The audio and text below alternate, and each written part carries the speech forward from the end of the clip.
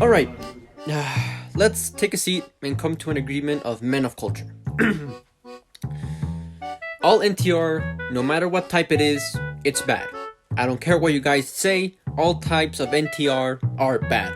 Especially when both lovers suffer from their lack of communication and slowly dismember their perfect love.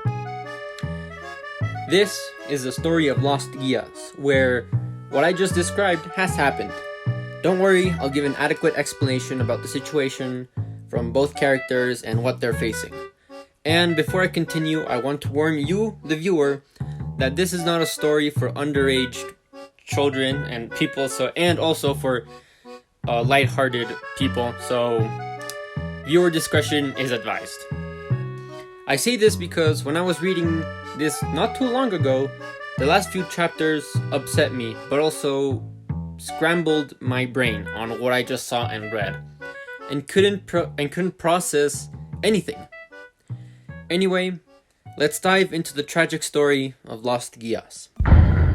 Okay, so for those that have watched Code Geass, masterpiece, no debate about it, the title of the manga shares the same word, Geass. And going into it, I thought it was going to be a harem story where the main character uses the Geass to get the girl that he wants to, which in my opinion would make him a lowlife because brainwashing and mind break is just cowardly and outright creepy ass. But to my surprise, the Geass did not appear, nor was there any mention of it in the entire story. And here we have Rika and Sota, your typical childhood friends that have feelings for each other but lack the courage to make the first move. Other than that, you have the classic setting of characters for a harem story.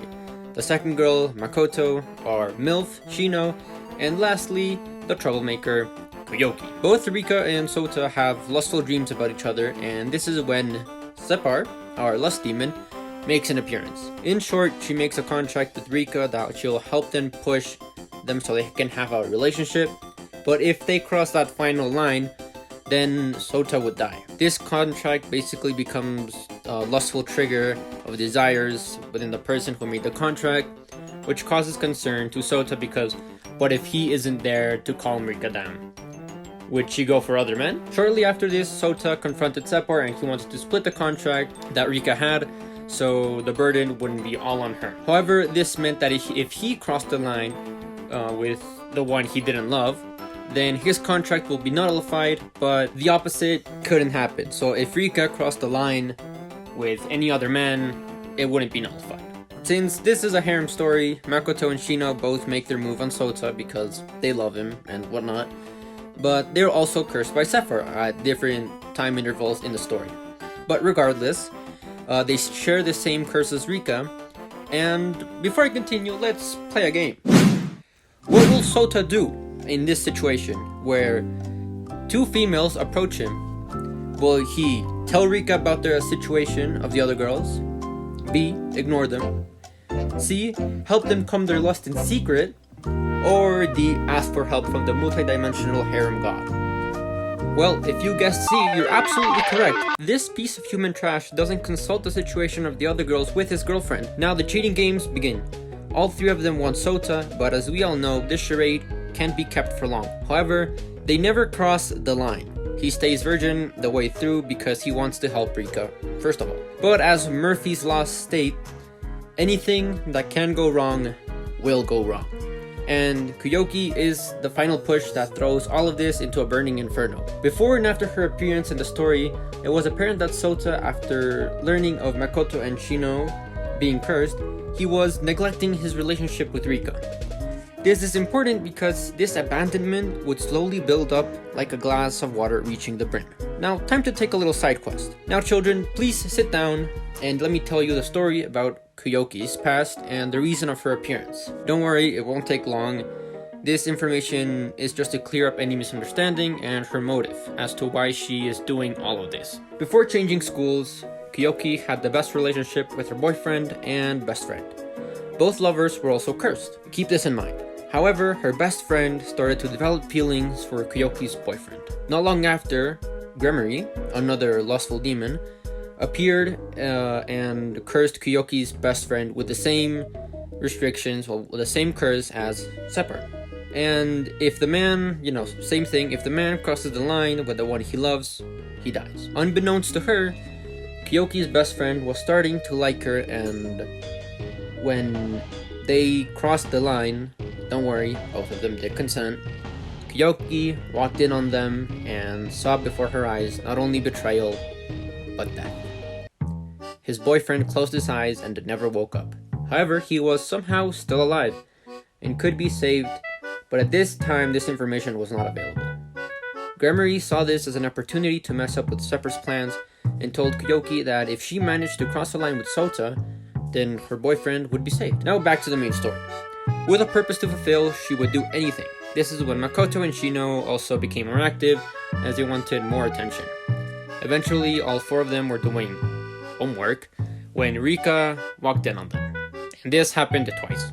With the pieces in place, Gremory made her move and gave Rika her necklace that would release all of her lust. However, she never mentioned the side effects, which are that Rika during the night would seek other male partners and have fun with them. But to her, this is all a dream. She believes it's all a dream, but it's actually reality. This is when one of the most painful chapters come. As Sota begins to regret his actions, he is too late, as he follows Rika during the night and catches her doing stuff with another man. This is when Rika tells Sota, "You don't have to worry about me anymore, I'll be fine without you." Sota, distraught, fled the scene. Reading this once had me in shock and absolute horror, and reading it again for the video brought those feelings back up, and it was so unsettling. A few days pass and Rika does her thing at night with other men. She goes all out, and what I mean, she goes all out. She crosses the line with other men. Yeah, this is when Separ steps in, as it is a violation to influence other humans directly, and she does tell her superiors that Gremory has cheated and violated sacred rules. More importantly, Rika believes that what she's doing is a dream, but eventually that line between reality and dream state will all become a blur, and she'll do it with anyone. This is when all the other girls come to a stalemate and let Rika and Sota resolve their issues, as this can no longer happen. Before confronting Rika about what she was doing at night, Sota, Sepper, and all the other girls came to an agreement that they would not tell Rika what she was doing at night, as it would literally break her mind and her soul. So far, this is where the manga ends. I don't know what will happen next. However, Rika is entitled to seek revenge on Sota for cheating, and Sota does deserve to suffer, as he has caused emotional damage to Rika. I am fine with that. What comes around goes around. However, it really saddens me seeing how our relationship is ruined over the simple thing, something as simple as communication. Just by exchanging a few words about the situation, then the ending would be different, and maybe the story would have headed in a different direction. But at the end, that is for the author to decide.